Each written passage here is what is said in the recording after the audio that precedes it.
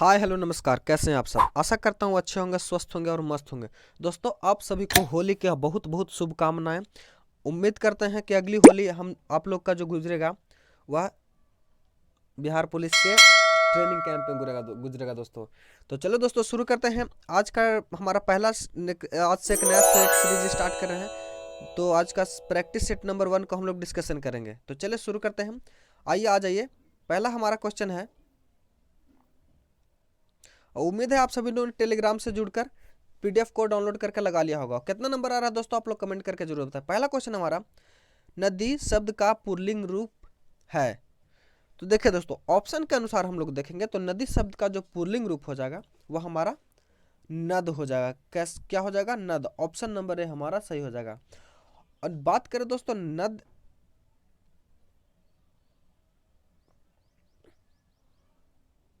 क्या हो जाएगा? नद। तो नदी जो है दोस्तों, ये कैसा है? तो नदी जो है दोस्तों, ये एकारांत स्त्रीलिंग शब्द है। कैसा? एकारांत स्त्रीलिंग शब्द। तो इसका पुल्लिंग शब्द क्या हो जाएगा हमारा? नद। ऑप्शन नंबर ए हमारा बिल्कुल सही है दोस्तों। चलते हैं अगले प्रश्न की ओर।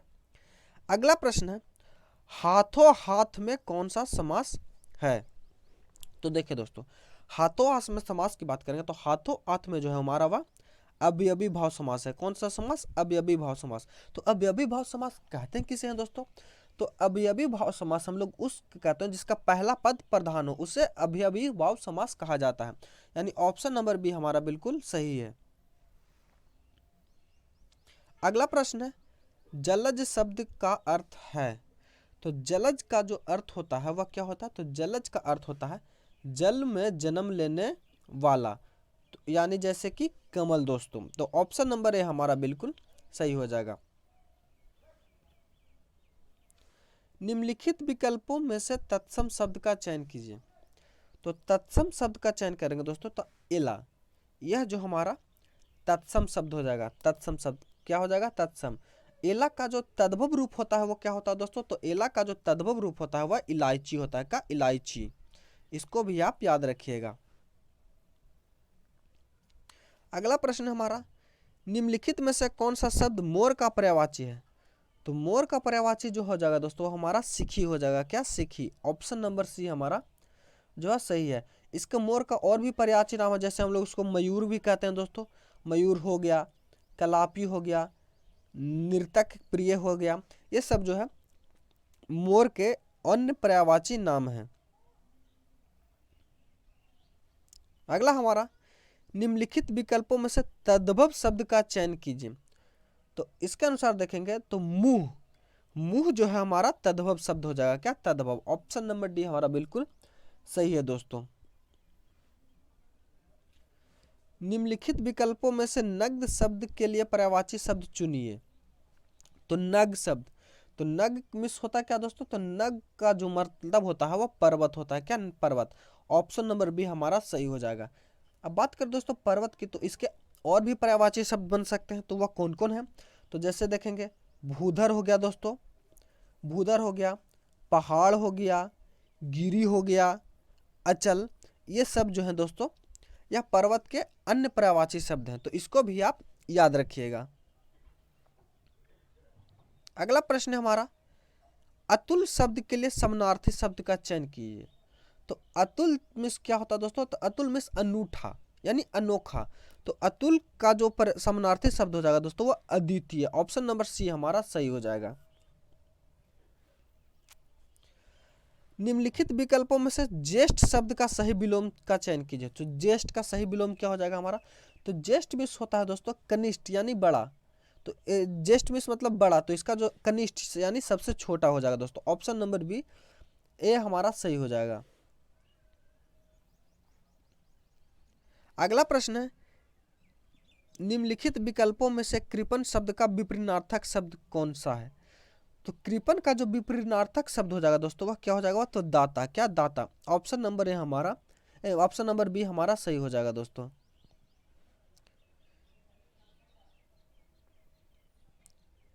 निम्नलिखित में से कौन सा शब्द कमल का पर्यायवाची है? तो कमल का जो पर्यायवाची हम लोग इससे पहले देख सको तो जलद हो जाएगा। क्या? जलद। ऑप्शन नंबर बी हमारा, जलद नहीं दोस्तों, जलज, जलज होता है। क्या? जलज। तो ऑप्शन नंबर बी नहीं होगा, माफ कीजिएगा।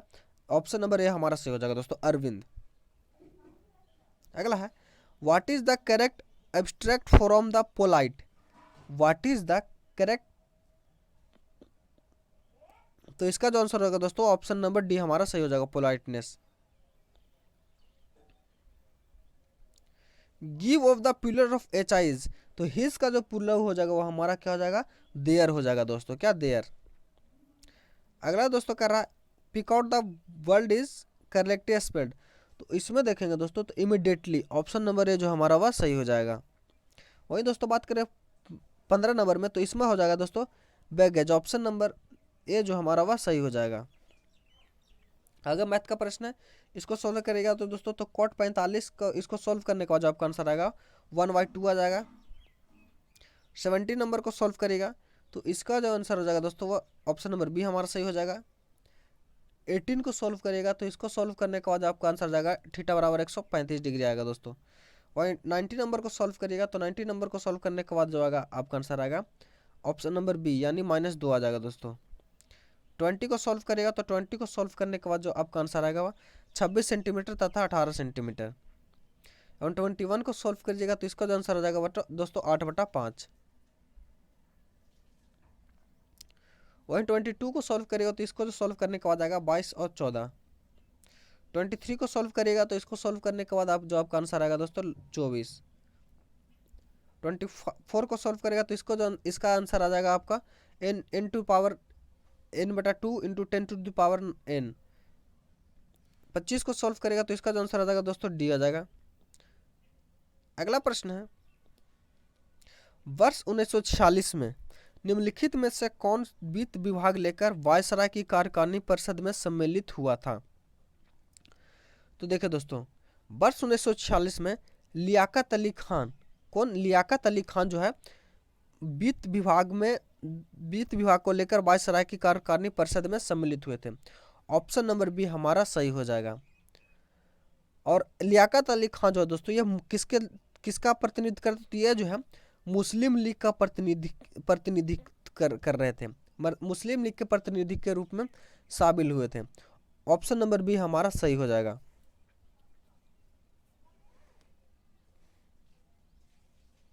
अगला प्रश्न है, निम्नलिखित में से कौन बुद्ध धर्म के महान संरक्षक थे। तो देखिए दोस्तों बुद्ध धर्म के महान संरक्षक जो थे तो अशोक थे, कौन, अशोक। उसके बाद दोस्तों कनिष्क हमारे हो जाएंगे एवं हर्षवर्धन। ऑप्शन नंबर सी हमारा जो है दोस्तों वह सही हो जाएगा। और कनिष्क के दोस्तों अशोक की बात करें, अशोक के तो अशोक के शासनकाल में कौन सी बौद्ध संगति हुई है। तो अशोक के शासनकाल में जो है दोस्तों हमारी कौन सी संगति हुई है, तो अशोक के शासनकाल में जो है तृतीय संगीत बौद्ध संगीति हुई है जो कि पाटलिपुत्रा में हुई है। कहाँ, पाटलिपुत्रा में। एवं कनिष्क के शासनकाल में जो है दोस्तों चतुर्थ बौद्ध संगीति हुई है जो कहाँ हुई है दोस्तों, ये आप लोग कुंड ये आप लोग माफ कीजिएगा दोस्तों, अशोक के शासनकाल में जो है दोस्तों यह कुंडलवन में हुआ था। कहाँ, कुंडलवन कश्मीर में हुआ था। एवं कनिष्क के शासनकाल में हुआ था यह कहाँ, यह आप लोग कमेंट करके बताइए।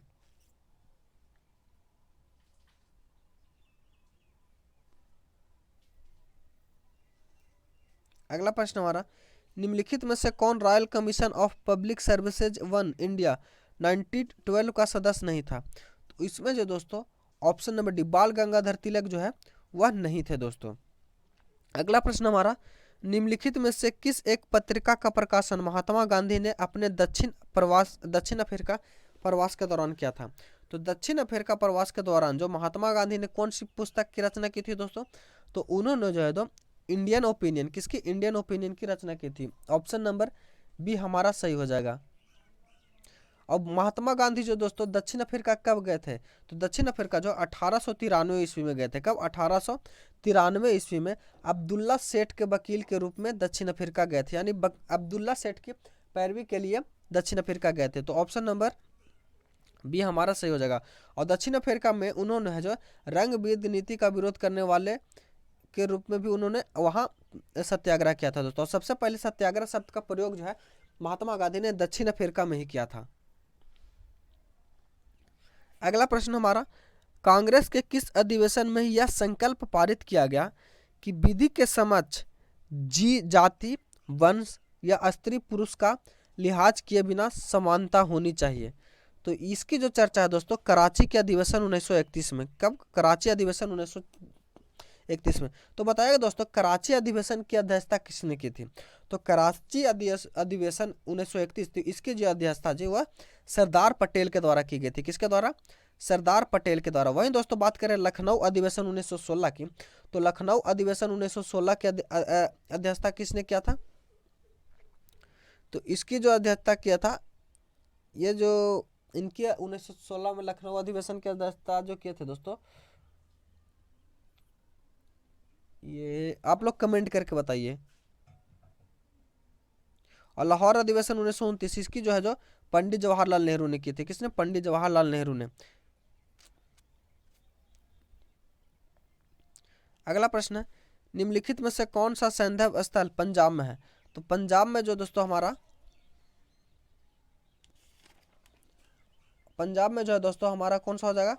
हड़प्पा, रहमान ढेरी, रायखेला, जलीलपुर। ऑप्शन नंबर डी हमारा सही हो जाएगा। अगला प्रश्न है महान शहीद भगत सिंह, सुखदेव और राजगुरु को फांसी दी गई तब भारत का वायसराय कौन था? तो उस समय दोस्तों भारत के जो वायसराय थे वो कौन था? तो वह लॉर्ड इरविन थे। कौन? Lord Irwin. Option number B हमारा सही हो जाएगा। तो दोस्तों लॉर्ड इरविन का कार्यकाल कब है? तो लॉर्ड इरविन का जो कार्यकाल है 1926 से 1931 तक था। 1926 से 1931 तक था। ब्रह्म समाज के संस्थापक कौन थे? तो ब्रह्म समाज के जो संस्थापक थे दोस्तों वह राजा राम मोहन राय थे। कौन? राजा राम मोहन राय। और इन्होंने दोस्तों 1828 ईस्वी में, कब? 1828 ईस्वी में जो है तो ब्रह्म समाज की स्थापना कलकत्ता में किए थे। अगला प्रश्न हमारा गौतम बुद्ध कहाँ पैदा हुए? तो गौतम बुद्ध जो दोस्तों नेपाल के लुम्बिनी में, कहाँ? नेपाल के लुम्बिनी में पैदा हुआ था। ऑप्शन नंबर बी हमारा सही हो जाएगा। दोस्तों वही दोस्तों सारनाथ में क्या होता? तो सारनाथ में उन्होंने है जो अपना पहला उपदेश दिया था, जिसे धर्म चक्र परिवर्तन के नाम से भी जाना जाता है। वहीं दोस्तों बात करें कपिल वस्तु में, तो कपिल वस्तु में जो क्या हुआ था? तो कपिल वस्तु में उनकी मृत्यु हुई थी। क्या मृत्यु हुई थी? बुद्ध चरित्र के लेखक कौन है? तो बुद्ध चरित्र के जो लेखक है दोस्तों वो अश्वघोष है। कौन? अश्वघोष। ऑप्शन नंबर बी हमारा सही हो जाएगा।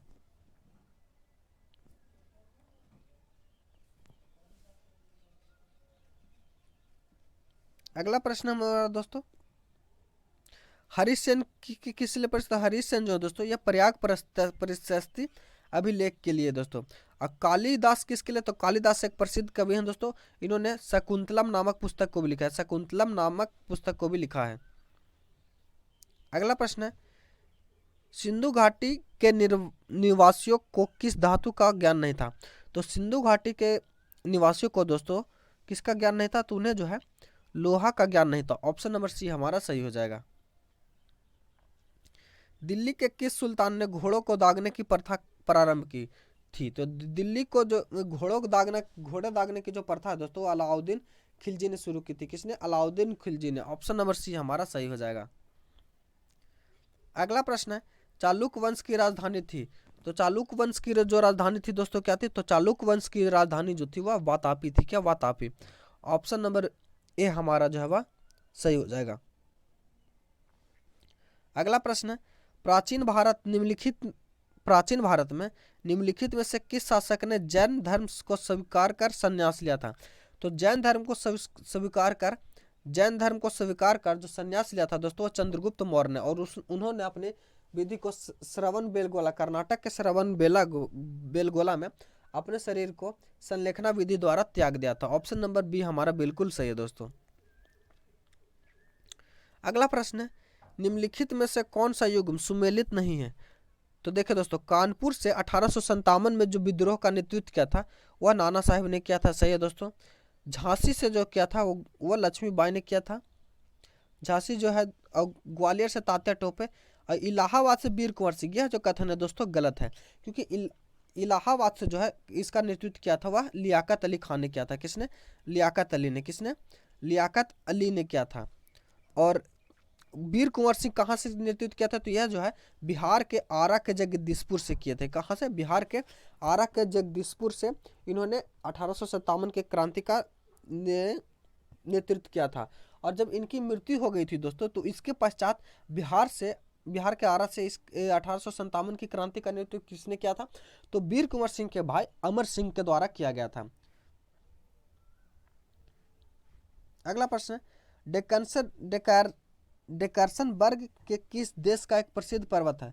तो डेकर्सनबर्ग जो दोस्तों यह कहाँ का? तो यह जो है दक्षिण अफ्रीका का, कहाँ? दक्षिण अफ्रीका संघ का जो है एक पर्वत है। ऑप्शन नंबर डी जो हमारा वह सही जो। और इसकी सर्वोच्च ऊंची चोटी कौन सी है दोस्तों?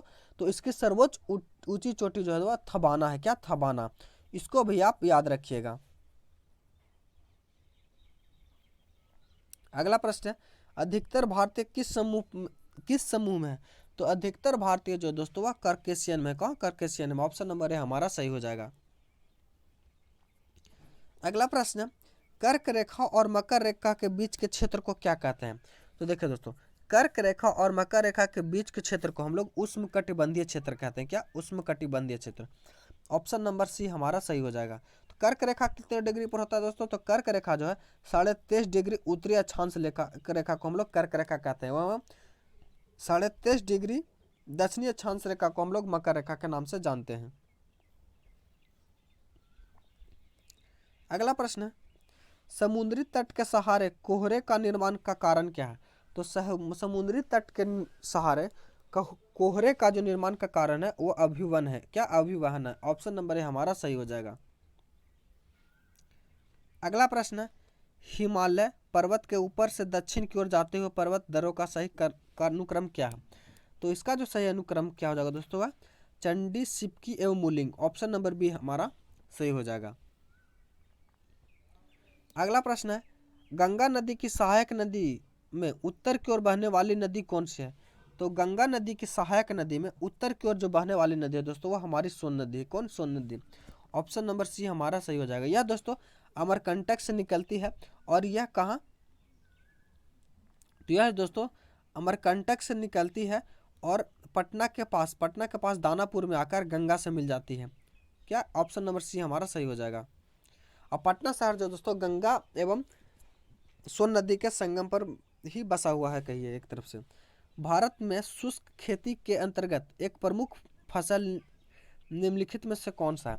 तो भारत में शुष्क खेती के अंतर्गत एक प्रमुख फसल जो दोस्तों, तो ऑप्शन के अनुसार देखेंगे तो जो हमारा बाजरा जो है वह सही उत्तर हो जाएगा। अगला प्रश्न है, निम्नलिखित नदी समूहों में से किस समूह की नदियों का उद्गम स्थान मानसरोवर झील के निकट है? तो मानसरोवर झील से जो दोस्तों निकलने वाली नदियां वह ब्रह्मपुत्र, सतलज एवं सिंधु नदी। ऑप्शन नंबर सी हमारा सही हो जाएगा। इसे हम लोग किसे कहते हैं? तो इसे दोस्तों इसे हम लोग क्या कहते हैं? तो इसे जो है दोस्तों हम लोग माफ कीजिए, इसे हम लोग प्रायद्वीपीय गंगा की पूर्ववर्ती नदी कहते हैं। गंगा की पूर्ववर्ती नदी कहते हैं। ऑप्शन नंबर सी हमारा सही हो जाएगा। अगला प्रश्न है, उत्तर से दक्षिण की ओर जाते हुए नीचे दी गए पर्वत श्रेणियों का कौन सा अनुक्रम सही है? तो देखिए दोस्तों इसका जो आंसर हो जाएगा सोन पर्वत श्रेणी, कैमूर पर्वत श्रेणी एवं रामगढ़ पर्वत श्रेणी। ऑप्शन नंबर सी हमारा जो है वह सही हो जाएगा। अगला प्रश्न है, भारत का अनन्य आर्थिक क्षेत्र संलग्न क्षेत्र के समुद्र से कितनी दूर है? तो देखो दोस्तों अनन्य समुद्री क्षेत्र जो 200 मीटर समुद्री मील से आगे होता है। ऑप्शन नंबर बी हमारा सही हो जाएगा। निम्नलिखित राष्ट्रमार्गों में किसको सबसे अधिक लंबाई है? तो सबसे अधिक जो लंबाई है दोस्तों कोलकाता से हजीरा। क्या? कोलकाता से हजीरा जो है सबसे अधिक लंबाई है। और इसकी लंबाई कितनी है दोस्तों? तो इसकी लंबाई जो है 1949 किलोमीटर है। कितना? 1949 किलोमीटर है। अगला प्रश्न है, भारत का देशांतरीय विस्तार है। तो भारत का जो देशांतरीय विस्तार है दोस्तों 68 डिग्री। क्या? 68 डिग्री पूर्व से लेकर 97 डिग्री 25। तो ऑप्शन नंबर बी जो हमारा वह सही हो जाएगा। अगला प्रश्न है, लक्षद्वीप समूह में प्रवाल द्वीपों की संख्या कितनी है? तो लक्षद्वीप द्वीपों में दोस्तों प्रवाल द्वीपों की जो संख्या है वह 12 है। कितने? 12 है। और ऐसे लक्षद्वीप में दोस्तों कुल 36 द्वीप है। कितने? 36 द्वीप है, लेकिन प्रवाल द्वीप जो है 12 है। अगला प्रश्न है, निम्न द्वीपों में से अरब सागर में स्थित कौन सा द्वीप नहीं शामिल है? तो अरब सागर में दोस्तों ऑप्शन के अनुसार देखेंगे तो ऑप्शन नंबर सी जो हमारा वह सही हो जाएगा, पहला और चौथा, हरिकोटा और त्रिकेट, यह जो है अरब सागर में नहीं है दोस्तों। अगला प्रश्न है हमारा, निम्नलिखित में से कौन सी नदी अरावली पर्वतमाला में से निकलती है? तो अरावली पर्वतमाला से निकलती जो दोस्तों वह लूनी नदी है। कौन? लूनी नदी है। ऑप्शन नंबर सी जो हमारा सही हो जाएगा। लूनी नदी जो है दोस्तों अरावली पर्वतमाला से निकलती है और कच्छ के रण में जाकर विलुप्त हो जाती है। क्या? कच्छ के रण में जाकर विलुप्त हो जाती है। ऑप्शन नंबर सी जो हमारा सही हो जाएगा। बात करें लूनी नदी के, तो लूनी नदी के कुछ सहायक नदियां हैं दोस्तों, जैसे कि बाड़ी, सुकरी, ये सब जो दोस्तों लूनी की सहायक नदी है। निम्नलिखित में से किसे आधुनिक मनु कहा जाता है? तो आधुनिक मनु के नाम से जो दोस्तों हम लोग बी आर अम्बेडकर को जानते हैं। किसे? बी आर अम्बेडकर, यानी भीमराव अम्बेडकर को बी मनु किस लिए कहा जाता है? तो इन्होंने भारत जो है, भारत के विधि निर्माता यानी संविधान का जो है निर्माता में इनका बहुत ही अहम रोल था। और इन्होंने दोस्तों मनुस्मृति का अंग्रेजी में अनुवाद 1776 में किया था। कब? 1776 ईस्वी में किया था। किसके द्वारा? सर विलियम जोन्स के द्वारा किया गया था। ऑप्शन नंबर डी हमारा सही हो जाएगा दोस्तों। अगला प्रश्न है, हमारे देश में किसी राज्य की कार्यपालिका शक्ति का प्रधान कौन होता है? तो हमारे देश में कार्यपालिका शक्ति का जो प्रधान होता है दोस्तों वह राज्यपाल होता है। क्या? राज्यपाल होता है। राज्य में, देश की बात करेगा दोस्तों तो राष्ट्रपति है, वही राज्य की बात करेगा तो वह राज्यपाल हो जाएगा। ऑप्शन नंबर सी हमारा सही हो जाएगा। अगला प्रश्न है,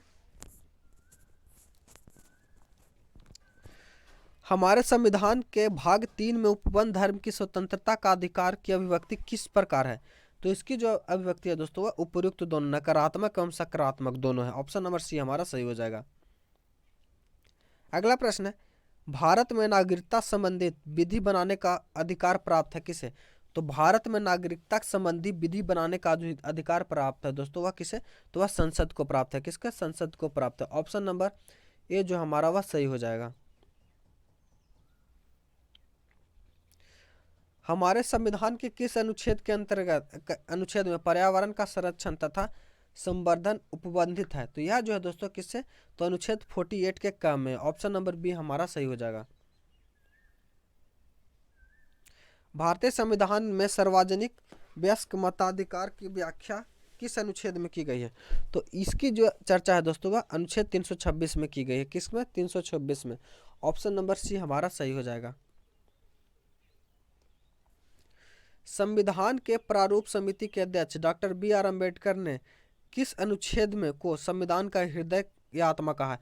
तो अनुच्छेद 32 को। किसे? अनुच्छेद 32 को जो है डॉक्टर भीमराव अम्बेडकर ने जो तो संविधान की आत्मा कहा है। ऑप्शन नंबर सी हमारा सही हो जाएगा। अगला प्रश्न है, सर्वोच्च न्यायालय को संविधान के किस अनुच्छेद समूह से न्यायिक पुनरावलोकन की शक्ति प्रदान है? तो न्यायिक पुनरावलोकन की जो शक्ति प्रदान है दोस्तों अनुच्छेद 13, 251, 254 से। ऑप्शन नंबर सी हमारा सही हो जाएगा। अगला प्रश्न है, भारत के महान्यायवादी की नियुक्ति कौन करता है? तो भारत के महान्यायवादी की नियुक्ति जो है दोस्तों राष्ट्रपति करते हैं। कौन? राष्ट्रपति करते हैं। ऑप्शन नंबर सी हमारा सही हो जाएगा।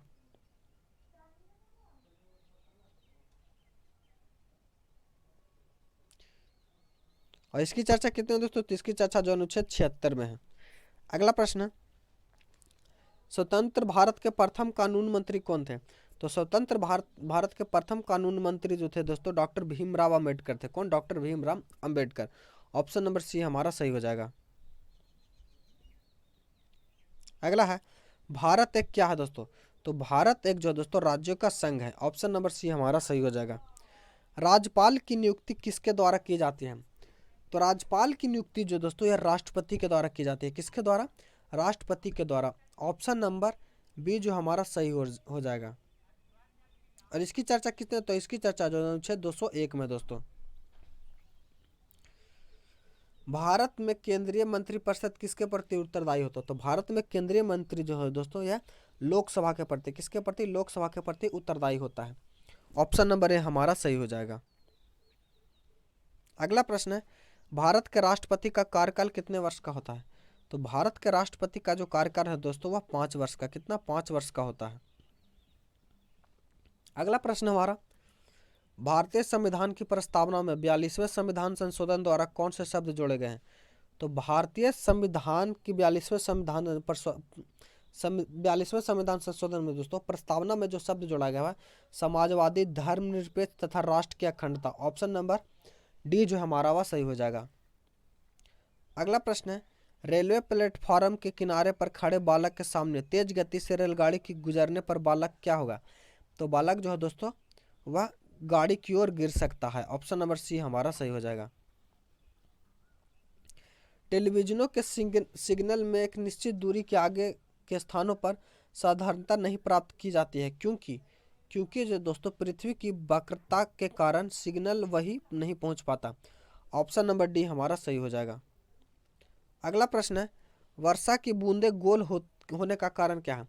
तो वर्षा की जो बूंदें जो गोल होती है दोस्तों वह जल के पृष्ठ तनाव के कारण होती है। किसके कारण? जल के पृष्ठ तनाव के कारण। ऑप्शन नंबर बी हमारा सही हो जाएगा। जल की छोटी बूंदें द्वारा प्रकाश से इंद्रधनुष बनती है, तो किस कारण बनती है दोस्तों? तो यह जो है परवंतर अपवर्तन तथा पूर्व आंतरिक परिवर्तन के कारण। ऑप्शन नंबर डी हमारा सही हो जाएगा। किसी व्यक्ति द्वारा अपना पूर्व प्रतिबिंब देखने हेतु समतल दर्पण की न्यूनतम लंबाई होती है, तो इसकी लंबाई कितनी होती है? व्यक्ति की लंबाई की आधी होनी चाहिए।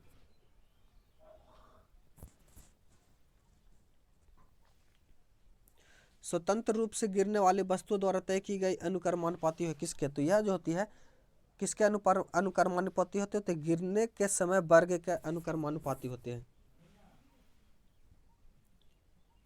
एक आदमी 8 किलोमीटर पूर्व की ओर तथा 6 किलोमीटर उत्तर की ओर चलता है, तो वह विस्थापन का परिणाम कितना होगा? तो इसका जो हो जाएगा दोस्तों 10 किलोमीटर होगा। दो वस्तुओं के द्रव्यमान का अनुपात 4:1 है और इनका आयतन समान है, तो घनत्व का अनुपात कितना होगा? तो घनत्व का अनुपात हो जाएगा 1:4। शक्ति का मात्रक क्या है? तो शक्ति का मात्रक जो है शक्ति का मात्रक होता है, शक्ति का मात्रक जो होता है क्या होता है? शक्ति का मात्रक वाट होता है। शक्ति का मात्रक वाट होता है। निम्नलिखित में से कौन सी घटना ध्वनि तरंगों द्वारा प्रदर्शित नहीं की जाती है? तो ध्वनि तरंगों द्वारा जो प्रदर्शित नहीं की जाती है वह ध्रुवन है। क्या ध्रुवन जो है ध्वनि तरंगों द्वारा प्रदर्शित नहीं की जाती है? सूरा के शुद्ध अल्कोहल किस प्रक्रम से प्राप्त किया जाता है? तो सूरा से शुद्ध अल्कोहल जो प्राप्त किया जाता है तो वह आसवन प्रकरण से, किससे? आसवन प्रकरण से प्राप्त किया जाता है। कुछ समय तक खुले में रख दिए जाने पर दूध में खट्टापन आ जाता है, इसका कारण निम्नलिखित में से किसका कारण है? तो यह जो है किस कारण से होता है? तो यह जो होता है लैक्टिक अम्ल के कारण से। किसके कारण से? लैक्टिक अम्ल के कारण से होता है। कांच के फ्लस्क के भरे द्रव के द्रव्यमान को गर्म करने पर क्या होता है? तो इस पर जो होता है फ्लस्क के द्रव्यमान को तल पहले गिरेगा उसके बाद बढ़ेगा। ऑप्शन नंबर डी हमारा सही हो जाएगा। सागर जल में सर्वाधिक मात्रा में पाए जाने वाला पदार्थ कौन है? तो सागर जल में सर्वाधिक मात्रा में जो पाया जाने वाला पदार्थ है वह साधारण लवण है। साधारण लवण है। प्रोड्यूसर गैस का रासायनिक रूप में निर्मित होता है, तो प्रोड्यूसर गैस जो निर्मित होता है CO+N2 से होता है। ऑप्शन नंबर बी हमारा सही हो जाएगा। प्रोड्यूसर गैस दोस्तों प्राप्त कैसे किया जाता है? तो इसे जो है तो लाल तप्त कोक में प्रवाहित करके बनाया जाता है। डोलामाइट एस्क है किसका? तो डोलामाइट जो है दोस्तों वह मैग्नीशियम का एस्क है। किसका? मैग्नीशियम का एस्क है। निम्नलिखित में से कौन सी रासायनिक अभिक्रिया नहीं है? तो रासायनिक अभिक्रिया जो हमारा पानी का भाप में बदलना जो है दोस्तों रासायनिक अभिक्रिया नहीं है, यह जो है भौतिक अभिक्रिया। ऑप्शन नंबर बी हमारा सही हो जाएगा। अगला है, एक अम्लीय घोल का पीएच मान कितना होता है? तो अम्लीय घोल का जो पीएच मान होता है वह 7 से अधिक होता है, 7 से कम होता है। ऑप्शन नंबर बी हमारा जो है सही हो जाएगा। माफ कीजिएगा, तो अम्लीय का होता है 7 से कम। एक तत्व समस्थानिक से विभिन्न होता है तो कितना होता है? तो यह होता है न्यूट्रॉन की संख्या में। वायुमंडल में कार्बन डाइऑक्साइड के प्रतिशत कितना? तो वायुमंडल में कार्बन डाइऑक्साइड के प्रतिशत दोस्तों 0.03%। ऑप्शन नंबर ए हमारा सही हो जाएगा। द्विनाम पत्ती निम्नलिखित में से संबंधित है, तो द्विनाम पत्ती जो किससे संबंधित है? तो यह जो संबंधित है जीवों के वैज्ञानिक नामकरण से, यानी ऑप्शन नंबर बी हमारा सही हो जाएगा। निम्नलिखित में से कौन सा पादप रोग खनिज की कमी के कारण होता है? तो खनिज की कमी के कारण जो होता है दोस्तों चुकंदर का केंद्र विगलन। ऑप्शन नंबर ए हमारा सही हो जाएगा। लिवर्टर है, तो लिवर्टर जो है वह क्या है? तो वह जो है एक ऐसा स्थलीय पादप है जिसमें जड़, तना और पत्तियों का विभेदन नहीं होता है। ऑप्शन नंबर बी सही हो जाएगा। पैंक्रियाज मेंढक में पाई जाती है, पैंक्रियाज मेंढक में पाई जाती है, तो यह जो है अमाशय तथा ड्यूने के बीच में। ऑप्शन नंबर सी सही हो जाएगा। मेंढक के हृदय के निम्नलिखित भाग होते हैं, तो मेंढक के हृदय के दोस्तों 2 अलिंद एवं 1 निलय होता है। एंडोस्टेडियम पाया जाता है, एंडोडिस्टियम ये जो पाया जाता है ये किसमें, हड्डियों के आंतरिक भाग में।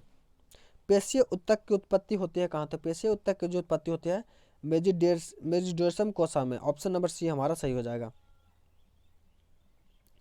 निम्नलिखित में से किसकी उपस्थिति के कारण पादप कोशिका को प्राणी कोशिका को पहचाना जा सकता है, तो यह कोशिका भित्ति के कारण। ग्रैना निम्नलिखित में से किसका घटक है, तो ग्रैना जो है दोस्तों हरित लवक का घटक है। किसका, हरित लवक का। कैल्सीभूत उपस्थिति पाई जाती है किसमें, तो कैल्सीभूत उपस्थिति पाई जाती है सुप्रास्कैपुला में। ऑप्शन नंबर बी हमारा सही हो जाएगा। आशा करता हूँ वीडियो आपको अच्छा लगा। अगर चैनल पर नए हैं तो चैनल को सब्सक्राइब कर लीजिए और टेलीग्राम चैनल से जुड़कर ही दोस्तों पीडीएफ लगाएं, इससे आपको अधिक फायदा मिलेगा। तो मिलते हैं अगले सेट डिस्कशन में, तब तक के लिए धन्यवाद। हैप्पी होली।